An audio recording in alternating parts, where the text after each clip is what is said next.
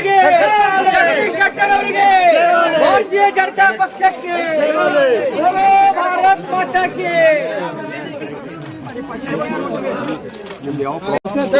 Sir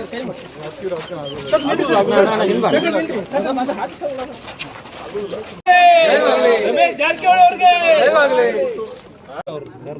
Belagavi ಲೋಕಸಭೆ ಕಟ್ಟಕಡೆ ಕಾರ್ಯಕ್ರಮ ಗೆಲುವು ದುಡ್ಡು ಮತ್ತು ಸೊಕ್ಕಿನ ವಿರುದ್ಧ ಹೋರಾಟ ಇತ್ತು.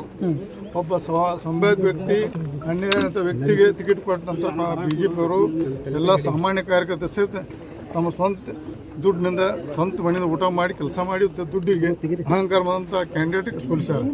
ಇದು ಭಾರತೀಯ ಜನತಾ ಪಾರ್ಟಿ ಸಾಮಾನ್ಯ ಕಾರ್ಯಕರ್ತ ಗೆಲುವು ಮತ್ತು ರಾಜ್ಯದ ಮತ್ತು ಏನದ ಅಂಗನವಾಡಿ ಕಾರ್ಯಕರ್ತರ ಶಾಪದಿಂದ ಸೋಲು. ಅಂಗನವಾಡಿ ಕಾರ್ಯಕರ್ತ ಪ್ರತಿಯೊಬ್ಬರಿಂದ 1 ಲಕ್ಷ 2 ಲಕ್ಷ ವಸೂಲು ಮಾಡಿದಂಥ ಒಂದು ಅವರ ಶಾಪದಿಂದ ಇವತ್ತು ಸೋಲಾಗೈತಿ. ಮತ್ತು ಬೆಂಗಳೂರಿನ ಮಹಾನಾಯಕನ ದುರಂಕಾರದಿಂದ ಸೋಲಾಗೈತಿ.